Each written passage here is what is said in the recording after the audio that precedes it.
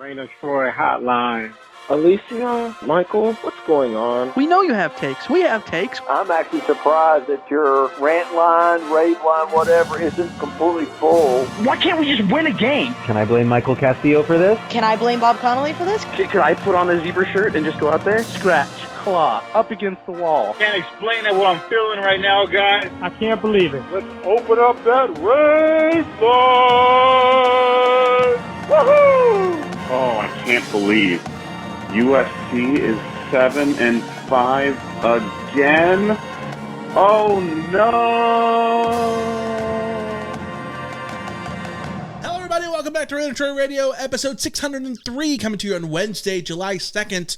We're going to talk about some USC football game superlatives. It's another superlative grab bag. We had another episode of this about a month ago where we talked about USC football superlatives. We love to put it together, so here we are with another one. We're talking about USC football games in this episode. As always, you can follow us on social media at Rant of Troy. Email us, rantoftroy@fansite.com, and our phone number, 818-643-7227. Second What's Brewing Show. I'm your host, Michael Castillo, joined along with my co-host here in the Rant of Troy studio in Los Angeles, Alicia Naratola. Hello, everybody. Hello. It's a wonderful Wednesday, July 2nd. It's definitely a July 2nd, and definitely Wednesday, and it feels like a Wednesday for sure. Like, this is the most Wednesday to Wednesday, right? This is the most July it's felt, and this is the most Wednesday it's felt. Yeah. So 100% a Wednesday in July. Yeah, it's not like we'd be recording this like last month or something, you know what I mean? No, we would. But here we are. It's a big episode. We want to celebrate the holiday week by having some more fun, evergreen content, if you will. Alicia, we each have a cup full of superlatives, the superlative little grab bag. We did this a month ago, as we said, in the opening. Go back and listen to that episode if you haven't. It was a super fun one. We're talking about USC football superlatives at large. This one is about games, things like most exciting game, etc. And then we're going to discuss it. We're going to talk about games of our lifetime. So if you're wondering why the 1979 Stanford game where SC tied Stanford 21-21 isn't mentioned, that's why. So, of our lifetime. Yeah, but people can pop into the comments and cover any of the decades that we were maybe not aware or alive of. Yeah. I'm sure right now Tim in LA just made a great comment.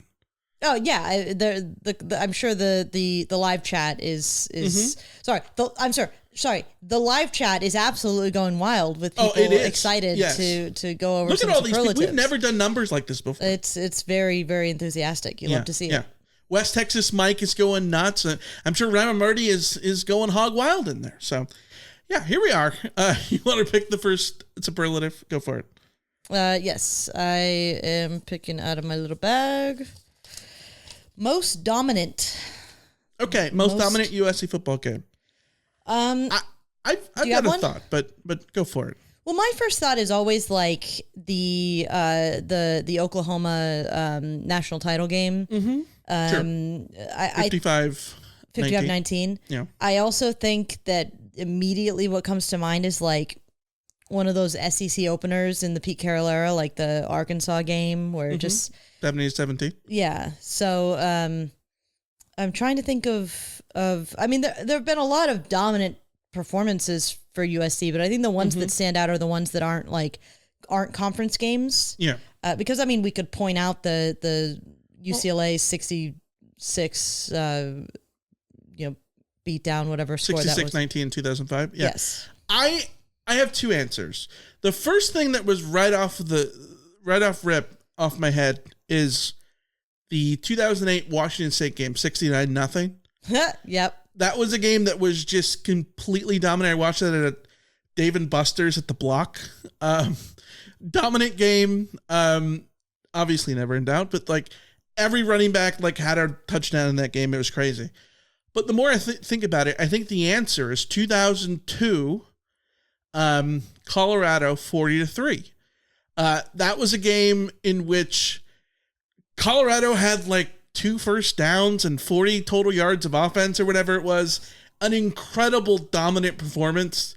That was at Colorado, right? At Colorado in Boulder.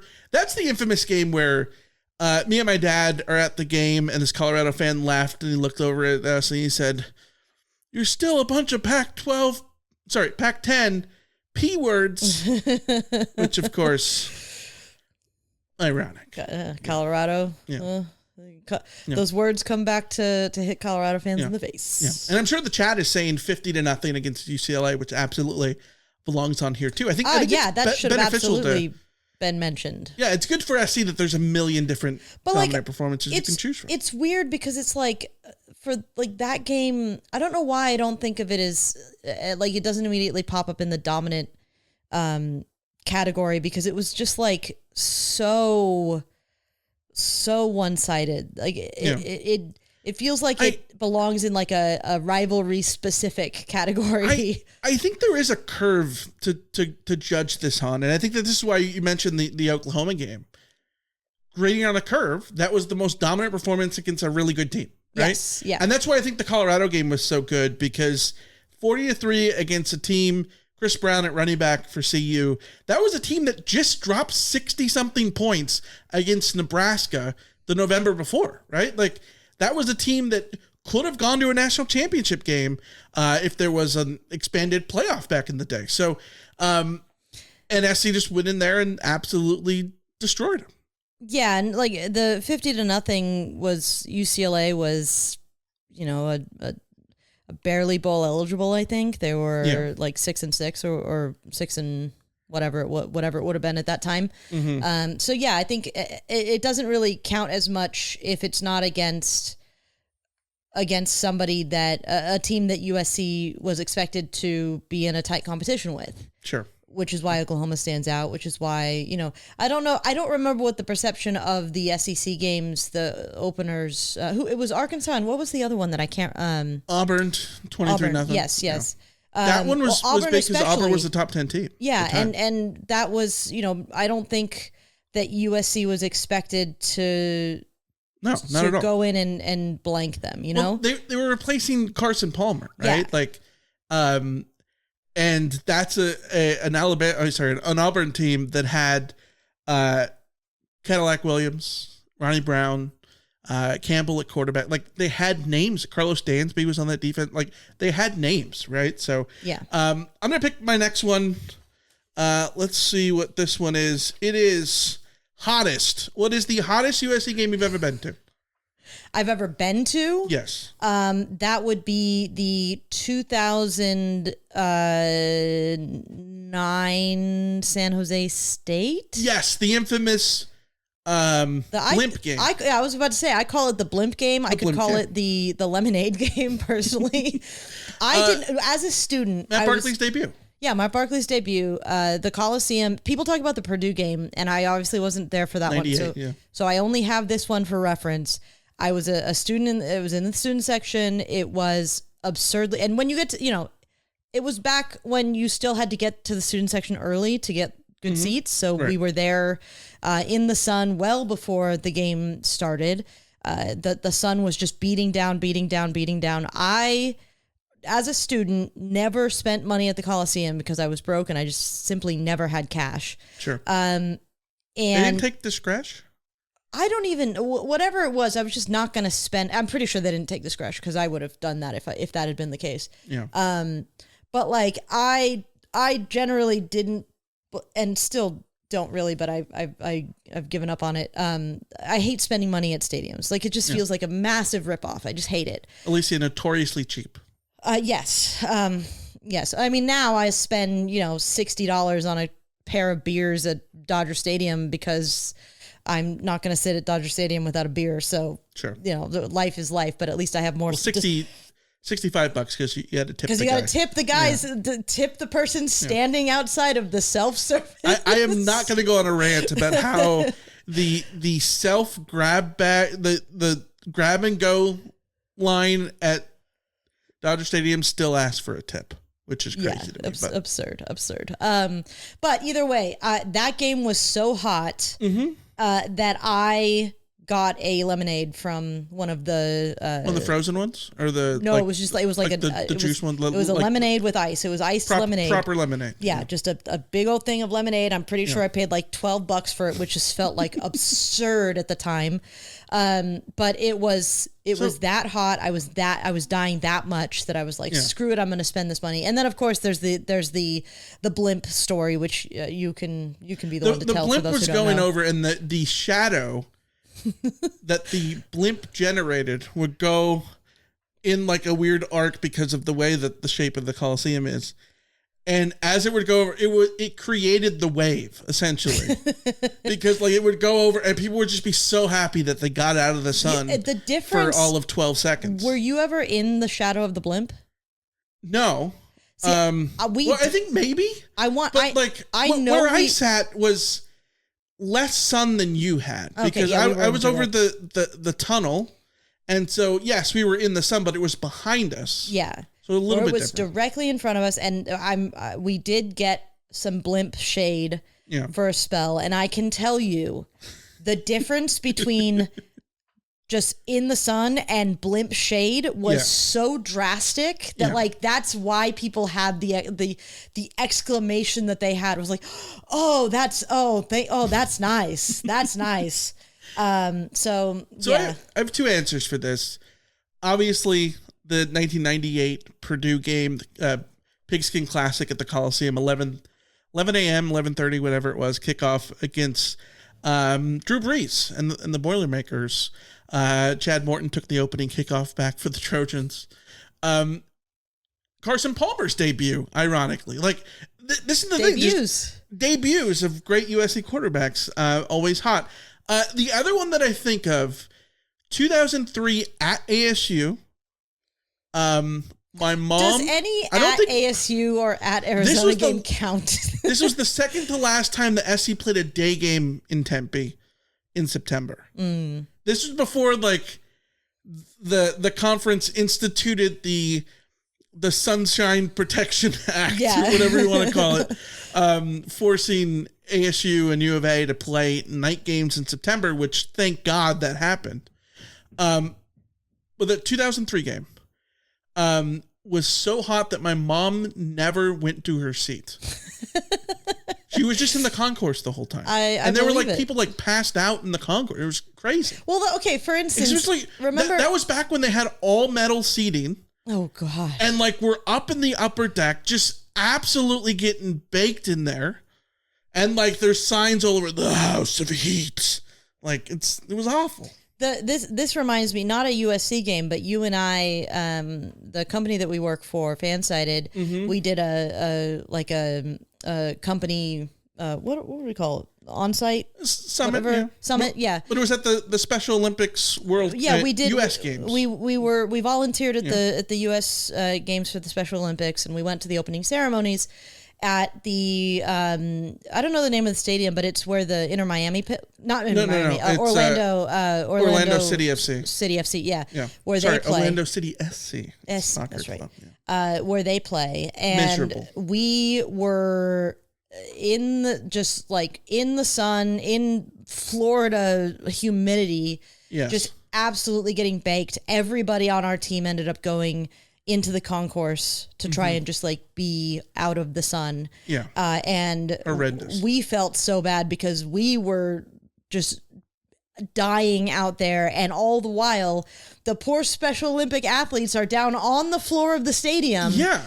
Like no shade, no escape. They had people walking through with coolers of ice and ice water to like be handing out towels to people to cool down. Like it was a wreck. But just in this moment, as we talk about hot USC games, I think we should all take a moment to be thankful that our experiences of hot games tend to have come in Los Angeles or in the rare occasions like Tempe, and not that we have to be like Florida fans in the swamp. Well, this is why, like, I understand why SC fans do not want day games in September because of the heat. Yeah. Totally understand. I do think that there's some self-awareness necessary because the LA Heat at the Rose Bowl, hotter than the Coliseum, by the way, But the Coliseum heat in September, It's a dry heat. pales in comparison to the heat that you would have in Tempe, which no longer has September night games.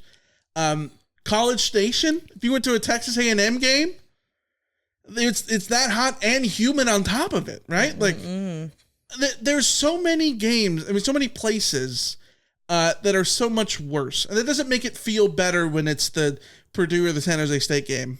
But all things considered, if SC doesn't have day games, then nobody should have day games either in September. So, all right, pick your next one. What do you got? All right, next up, we've got most surprising win. This is a good one. Can it come from most surprising because of what it felt like in the third quarter?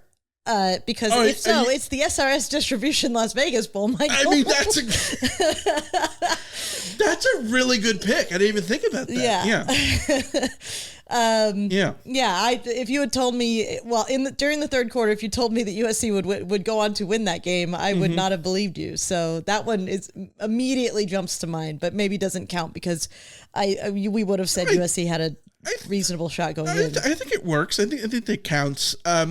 I am going to go with 2002 at Oregon, because full context, growing up as a kid of the 90s, the PTSD of that era, strong. I've said many times that, like, when I was a kid, getting to bowl eligibility was like a huge deal because you weren't always going to bowl games, right? And so Autzen and going to play at Oregon, which was something that SC did, I believe, 4 times in 5 years, which is crazy, was a hellhole. SC lost there in like 98, 99, 2001, and then they go into 2002. It's Carson Palmer. This is how crazy this is. His 4th start in Autzen. How is that even possible, right? Actually, he might not have started the first game in 98. It still might have been his first game at Autzen. But his 4th game at Autzen, yes. Yeah. The site of where he broke his collarbone in 1999, right? Like, this is a bad place for him to be. And 2 of those games were games that went down to the wire. SC loses at the last minute, loses in overtime, one of them. Like, it was the place where you knew you went to die, right? It was like it was basically what Corvallis was in the latter part of the decade. Yeah. But Oregon was still really good at that time, right? Like, these are coming off of the years with Jerry Arrington where they almost went to the national championship game and potentially got snubbed in 2000, right? So 2002, I'm on a camping trip. I'm listening to the game on the radio, completely stunned at hearing, like, fully negative going into this game, massive pessimism, fully stunned at how they went in there, dominated. Carson Palmer sets a record, I think 448 passing yards, school record for passing yards in a game. Mike Williams had a hell of a game. It was in the second half, they were just running through all the backups. I think like Billy Hart got a drive, like Leinert got a drive. They emptied the benches and the whole bit. And I'm like, this team is for real. They really are for real. 2002. Yeah, I think that's a good pick. I'm trying to think of, ones that stand out aside, like that going into the game that I really thought USC would lose. Arguably the LSU game this past season would have been there, but I wasn't like, I was pleased. I don't know that I was surprised. Yeah, you weren't won necessarily gobsmacked. No, Yeah. I'm trying to think of what that game would have been that I would have been like gobsmacked that USC hasn't really played a lot of. Position to have a lot of these type of games, right? Yeah. Because like even the 2013 Stanford game, yeah, it was an upset. Stanford was favored, all that kind of stuff, but like it didn't feel like it was improbable. You know what I mean? Yeah, I think the problem is that USC as a program is always sort of within the range of they could beat anybody on their day. Yeah. Even in a bad season, you wouldn't put it past a bad USC team to get one over on Notre Dame or UCLA or something like that. So that one's hard to say. I'm struggling here. Well, if you guys have a pick, put it in the light. Oh, those are great picks. Thank you for putting in your thoughts. Yeah, there. awesome. Those picks are so good that they Leave go us without. speechless. They go. We couldn't even say what they are. Yeah, and if you want to add comments as well, you can do that there on YouTube. I'll pick the next one. Loudest. This is so easy for me. It's Cal 2004. No other answer. Will not accept any other answer. Although I will say, loudest moment, the Nickel Roby pick 6, 2011 Stanford. Against Stanford. The loudest game, Cal, like 2004, first time game day goes to the Coliseum. Goal line stand, even though it wasn't completely a goal line stand because Manuel Wright gets a big sack.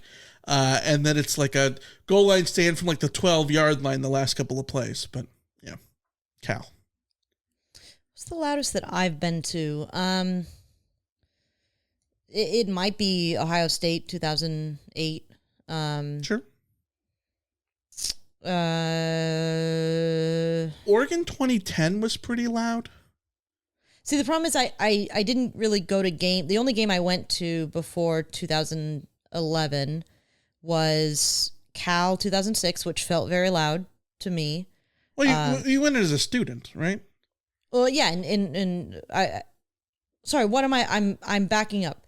You don't even know when you attended. Jesus, 2007 was my first year as a student. Yeah. So then, what games were?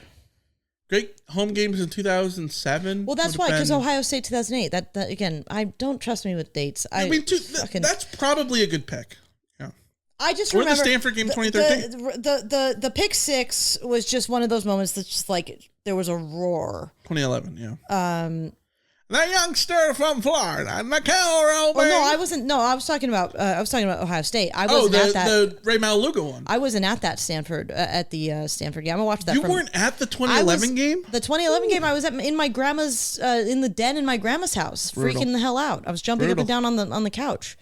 Yeah, it was crazy. So then you were at like Maluga. Yes. Yeah. What has there been a like? Not to. There hasn't been. It got pretty. I mean, it was pretty loud for the Texas. There were moments, yeah, there were absolutely. moments, but I don't know that the Coliseum is really a place where it's like deafening ever. No. So what's your next one? What do you got? All right, we're going. Most infuriating collapse. Oh, this is an easy one. It's an easy one. It's the Jail Mary. The game that will live in infamy. 2014, the last season in which I watched from the stands as a season ticket holder. Literally walking out of the Coliseum, and I was the crazy guy ranting to myself. Why would you punt with Cody Kessler? Yeah, that was me. Why would you try to catch that pass with as though it were a punt? Yeah.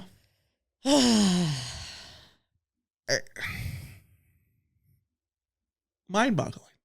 I there have been others, but like that's the one. That's the one. We talk about the 2024 Trojans as the what if season, right? In the sense of like they led the first 11 games in the fourth quarter. They had leads in all of those games, and they had, Penn State nearly beaten, and they had Michigan nearly beaten, and all these teams, right? And all these games that change one play, whatever, blah, blah, blah, right? 2014, just as bad, if not worse, because you have the Jail Mary, which had no business being a loss.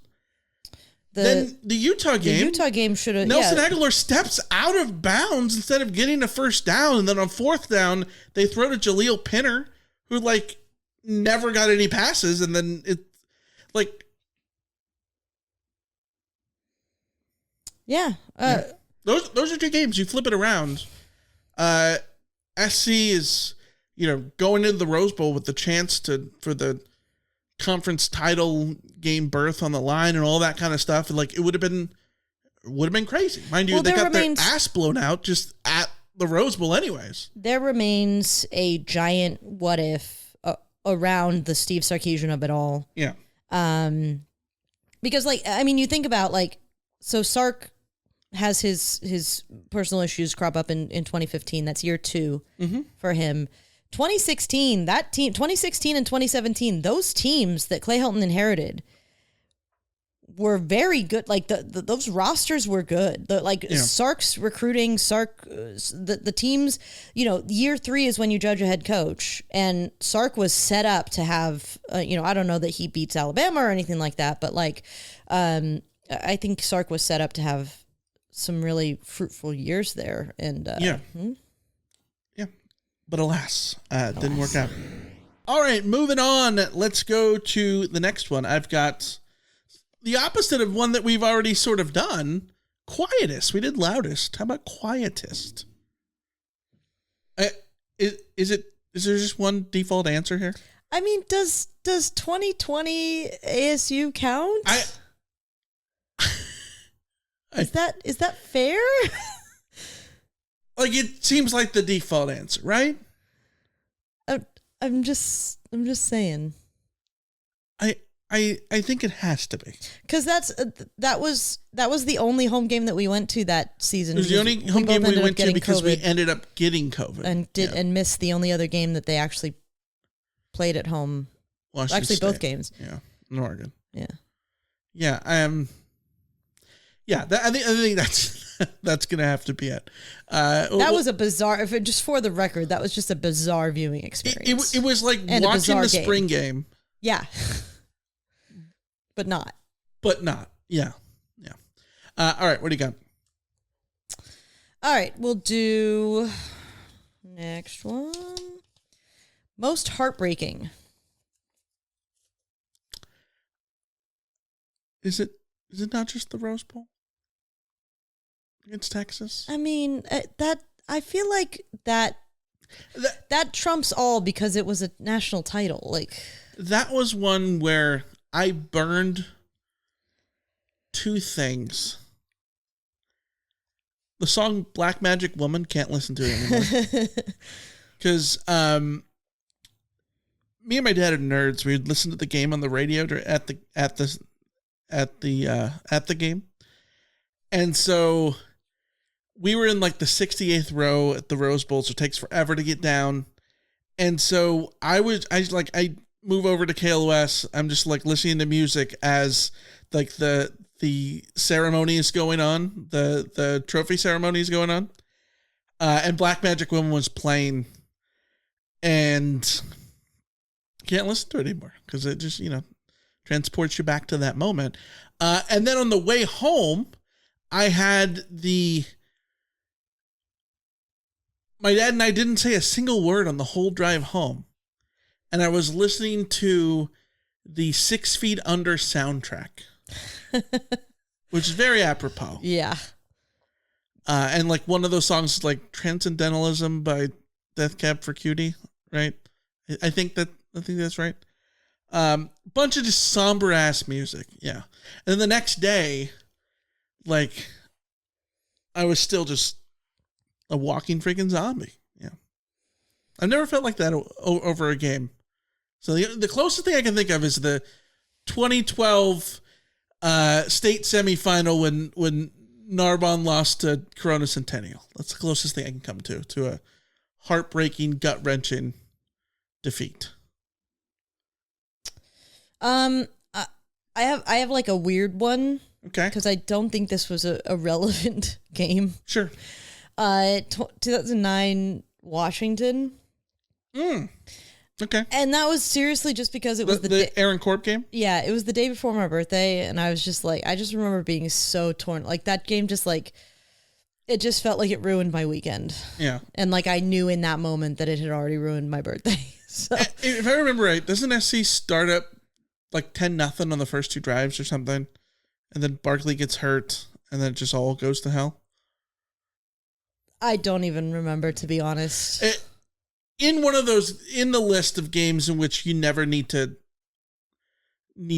go back and pull up on YouTube. Yeah.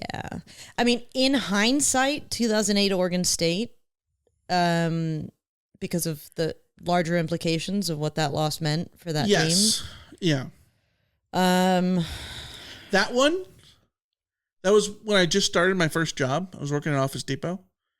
And I was, don't tell anybody, but I was following the game along on my phone. My little LG. What was the fake sidekick that LG had? Oh. The Envy. LG Envy? Yeah.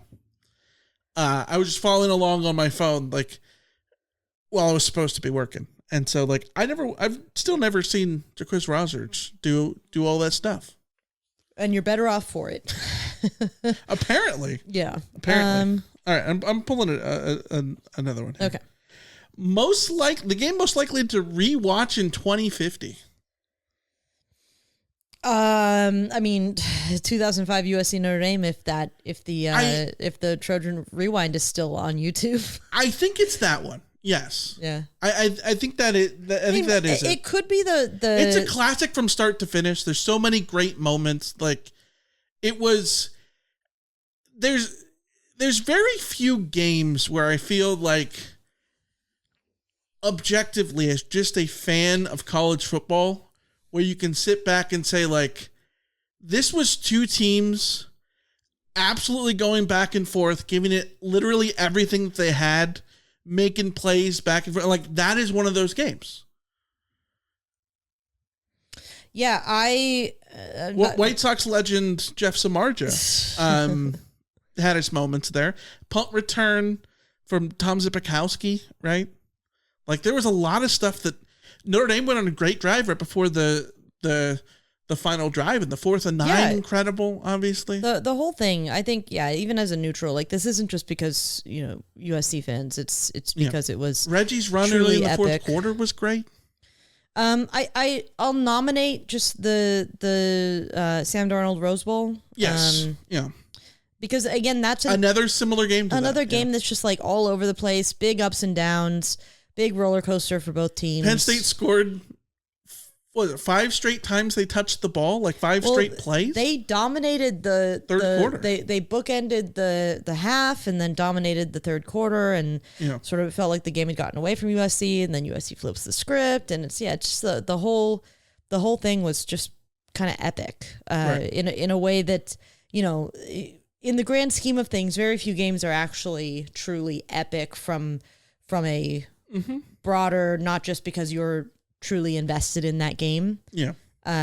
Like 2011 Stanford, I think, belongs in there too. Yeah. But I think of like the truly epic games that I didn't have a horse in the race for, like Oklahoma, Georgia in the Rose Bowl. Like, that was just a back and forth insanity. Georgia, Alabama, national championship game where the 4th and 26 or 3rd and 20, whatever it was. Yeah. Like, there's just, you think about those games that stand out to me. And I think the Rose Bowl, the Penn State Rose Bowl, sort of fits that bill.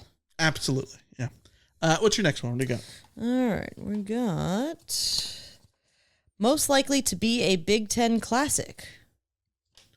This is, so we put this one together to be on Big Ten Network as like this is a Big Ten classic game.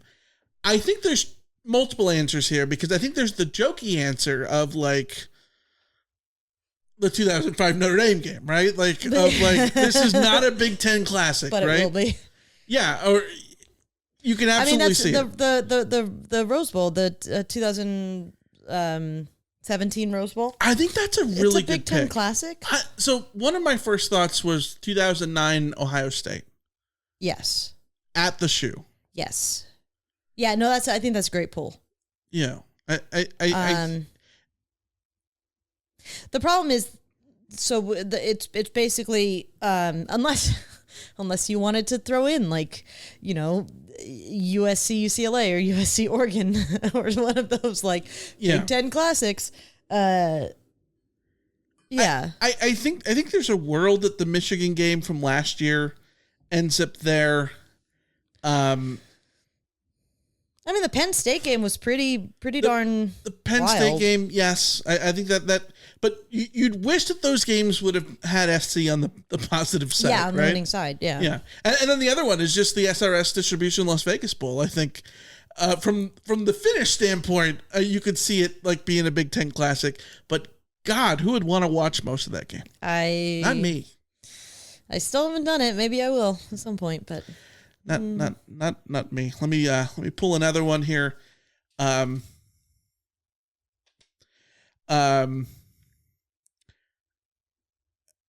As we, of course, record this on Wednesday, and it's not like it's Saturday, and it's not like Chelsea just scored a winner, or a potential winner, or anything like that.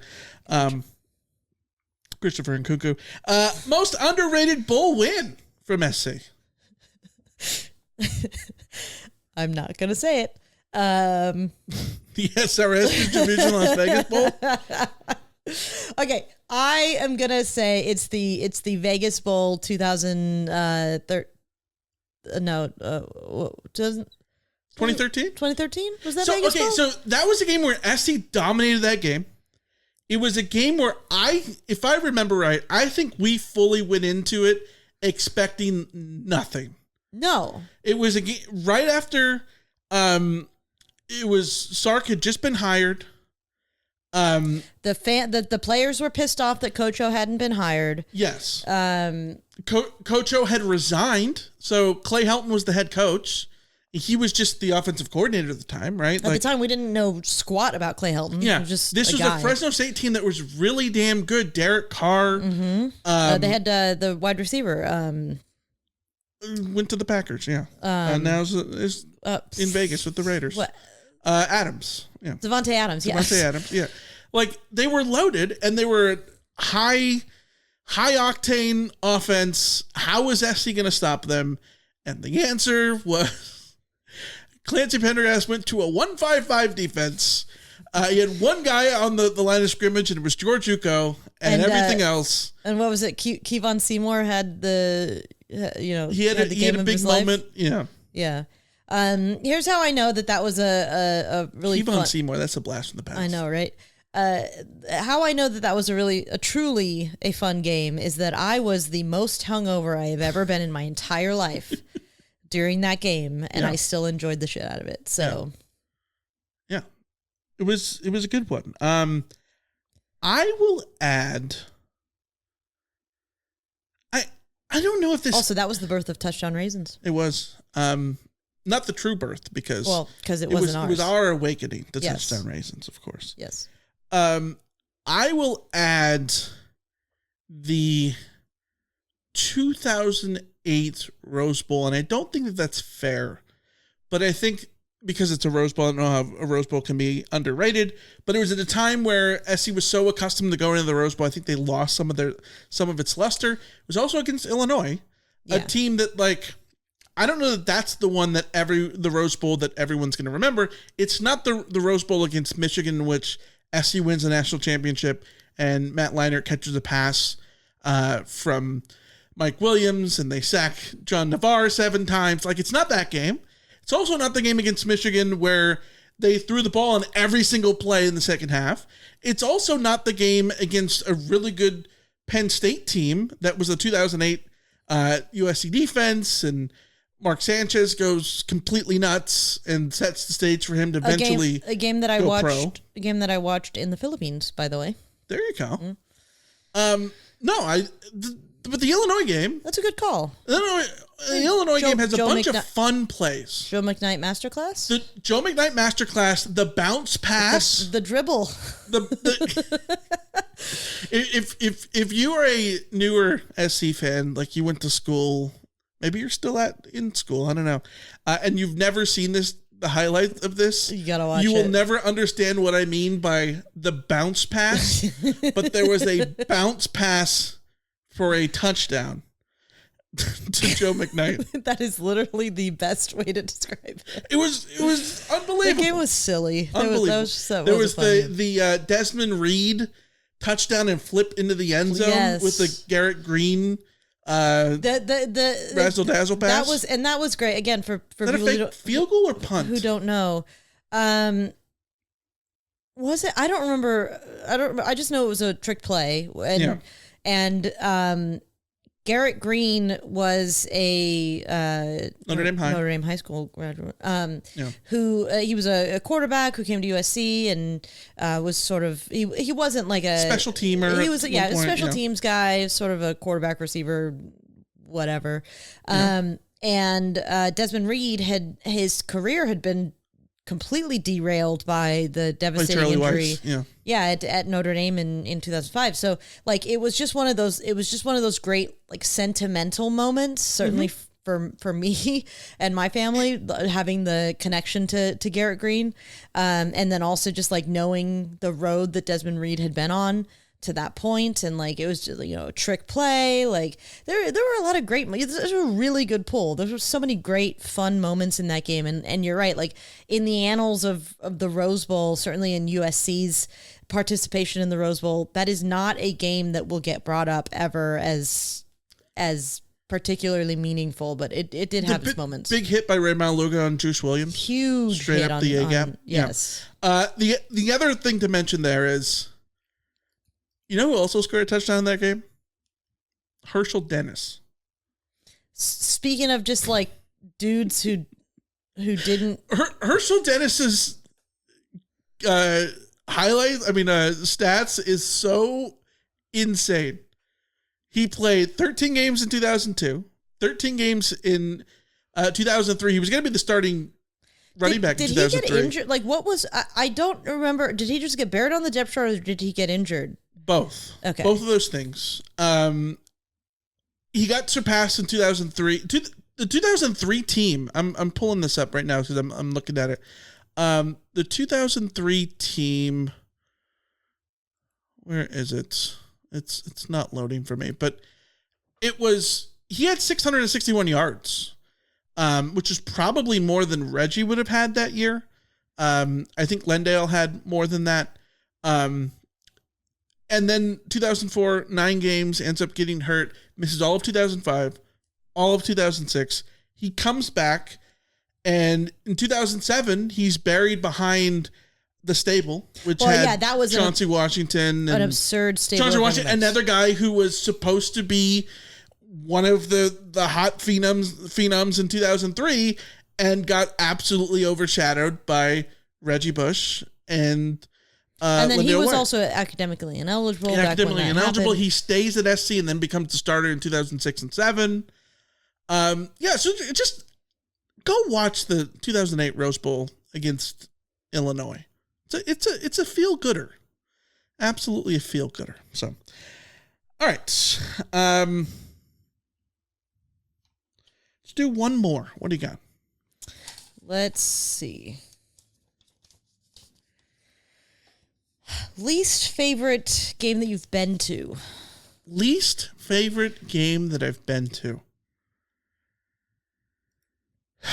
So there's a lot of these superlatives that we could go after, that we didn't get to, right? Like, biggest snoozer was one of them that was in these little jars that we didn't get to. And I think that this could go in there. And so I'm going to sort of shoehorn the 2013 Washington State game, in which is there only one touchdown and it's a pick six?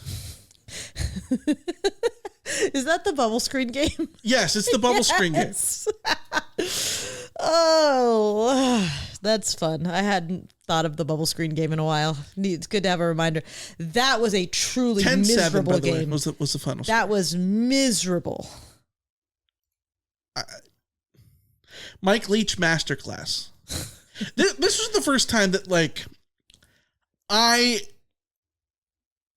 fully, like, growing up where when I wasn't watching a bunch of Texas Tech games, right? And so when I would see Texas Tech, they scored 70 points on Nebraska one year, right? Like they were so good in 2008 with Graham Harrell, USC legend, Graham Harrell, and Michael Crabtree and all that stuff. But like, I thought of them as like an offensive juggernaut, right? And that was the first game where I realized, oh no, the air raid is actually the passing version of the 3 yards in a cloud of dust. Yeah. Because as ugly as SC was, Washington State was the same way. Especially the first year in the air raid where like you're really just installing it. It's nothing but dink and dunk and nothing else. Yeah. Brutal. First downs in that game, 14-12. I'm going to pull out one. 2018 Stanford. You went there by yourself. I went there by myself. I covered the game. Very similar game. I had a press pass. I was at the game. Like 10-3? It was 17-3. 17-3. 17-3. It was, I had to drive there from San Jose to Palo Alto because I was staying with my brother, if I remember correctly. Yeah. And then very close on my own. Like I had to drive into media parking, which is in the like Arboretum or whatever they call that. And nightmare to find your car after the game. Well, again, this was, I had a hard time finding the freaking press box at all. Or the like press entrance or whatever. Yeah. And then got in and, the game itself was just complete nothing burger. Like there was nothing of note in that. That game was completely, you could have not played that game and no one would have ever remembered. Yeah. I'm staying late doing all the post game stuff. I leave the press box and have to do the long walk back to the car, not knowing at all if my car will still be there and if I'll just be in the middle of a freaking forest at 11 o'clock at night by myself. Finally find my car, driving out of, as somebody who doesn't like, I have very bad vision. Driving at night is hard for me. Yeah. Driving at night alone, that was just like such a, the whole day was anxiety inducing. Yeah. It was after the fact, the game felt like, well, what was even the point of that? To put myself through the anxiety of all of the things that went into getting me to the game. Yeah. And then for that game to be so like the most nondescript, pointless game that ever gamed. So yeah, that's my. You got to be like George Costanza, just squint. I'm gonna pretend I get that reference. He was calling out the squirrels, baby. Didn't have the heart to tell you there were mailboxes. I want to even look like, okay, USC didn't score a touchdown in that game. Bryce Love was the running back. Let's see. Yeah. I remember this game for something very stupid. And it's a game that I've like purposely tried to forget, right? But like, I remember the game because they did a bunch of weird stuff on the offensive line and weird formations. Am I remembering this right? USC or Stanford did? SC did. Like they, hold on, I'm trying to pull this up. 2018. Here we go. I go through the roster because they were like, they did a bunch of weird things with different players in that game, if I remember right. Like Justin Dedich. He was a true freshman, but like he played. And like, oh, was that where they like had him in like as an extra, like a sixth lineman or something like that? Like there was something weird, right? Like they were doing something weird, and the offensive strategy just like wasn't there at all. And it was a game after the UNLV game in which we saw the debut of JT Daniels, and like that was a sluggish game, but like SC grew into that game. I'm reading the And it's not The sparking Stanford game still, of this yeah. Stanford game, and it's not sparking any recollection. But USC, they drove into inside the Stanford 40 6 times and came away with 3 points. Well, it's like 2014 when SC beat Stanford in 2014. Great game up on the farm. That game, I think every single Stanford drive got inside the 40. And Stanford still only scored 10 points. They punted like 3 times inside the 40. Crazy. That's very Stanford. I mean, that's very Stanford David coded. Shaw, yeah. David Shaw. Yeah, 100%. So, Yeah. all right. That's What a downer to end the podcast on. I know. Jeez. I know. Okay. I'm going to pull one little one, and we we're have going to keep going through until it's something more happy. Wettest, no, Washington last year. I'll say Oregon 2011. Coldest, No, 12. Notre Dame 2015. Yep. For us, at least. Or the Holiday Bowl. Oh, no. Holiday It was Bowl, the Nebraska. Holiday Bowl against Nebraska. 2014. Freaking San Diego. This is the thing that I find very funny. Everyone talks about, the great California weather and everything. San Francisco is the coldest place you will ever go in your life. The coldest summer I ever had. The coldest winter I ever had was a summer in San Francisco, according to On Mark our Twain. honeymoon, we went to a Giants Rockies game. The day we took an Alaskan cruise from San Francisco to Alaska. And so the day before the cruise, we went to a Rockies Giants game. It was so utterly freaking freezing. It was miserable. I was doing better than you because they had cider, and so I was warmed from the inside. I was dying. Yeah. And then, and then San Diego, famously great weather, right? San Diego is always colder than you think it's going to be. And you're never you go to San Diego thinking I'm going to San Diego. I can wear normal clothes. And then you find out, no, I should have worn wool socks today because it is freezing. Yeah. All right. Still most controversial. Okay. Well, these are all right, bad. Let me find one. Best Trojan Rewind episode. Okay, there is only one answer to this. It's Notre Dame. It is 2005 Notre Dame. But if you have never watched there's a close second. If you have never watched Trojan Rewind, it was the great sort of field level highlights show that Fox Sports used to put out. Mm-hmm. The Notre Dame, or at least the end of the Notre Dame episode, The whole Notre Dame episode is 2005 great. is on, or was on YouTube, is on YouTube, I hope. If you have never watched that, if you are a newer fan, if you never watched it, you need to go watch 30 minutes of your life. Trojan wonderful. Rewind, Notre Dame, USC 2005. It is fantastic because they have the field level highlights and they have the Pete Arbogast radio call. Yes. Amazing. The other one I will add is the 2005 Fresno State game. Oh, yes, that's great. Yes. That one's great. One of the best calls I've ever heard is Arbogast with the pick. So that's a game SC trailed at halftime against Fresno State. Very good Fresno State team. And it was a game where SC started to pull away and then nearly blew it in the fourth quarter. Everyone talks about the 513 all-purpose yards that Reggie Bush had, right? He also fumbled the ball in the fourth quarter and nearly lost the game because of it. Which, if SC wins the Rose Bowl against Texas, we probably treat that fumble the same way as the pitch.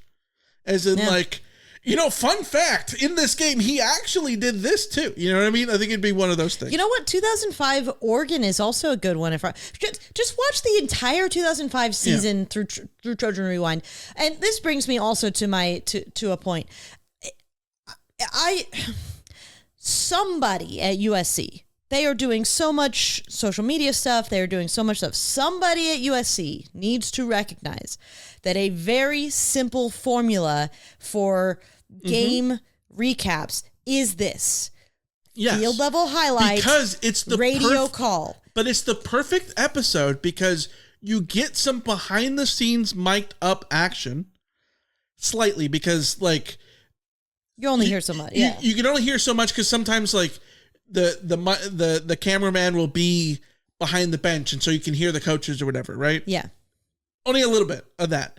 But you get that kind of stuff and the great radio calls And before the game, you always get this pre-game montage. You get the tunnel. Like there's one of them where, is it Nebraska 2006, I think, where the drum line is going and like the drum line is playing the whole time, and like you get clips of the band warming up at Heritage. You get the pregame warm-ups, all this kind of stuff. You get to see the Nebraska fans coming in. Like, it is so good. It is a cinema masterclass every single episode. I would produce these things for free if somebody would give me the access to be able to legally do the field level highlights and the radio call over top. You need to basically get Chris Trevino together with his sideline highlights package that he puts together for USCfootball.com. But right? let him use the Arbogast radio call. Yes. And allow him to get a little bit more access on the that's sideline. not going to happen. That's never going to happen. But you know what I mean? Like, but still. To stand behind the bench sometimes. It's not, this is literally the easiest formula in sports. Mm-hmm. Just do it. It's not hard. Just do it. All right. I miss Trisha. All right, we will be back next week with another great episode that'll definitely be recorded live. Absolutely. Live. July 9th. 100% live, just like this one. Yep. Great Wednesday, it feels. I'm sure they got great deals at like Wednesday.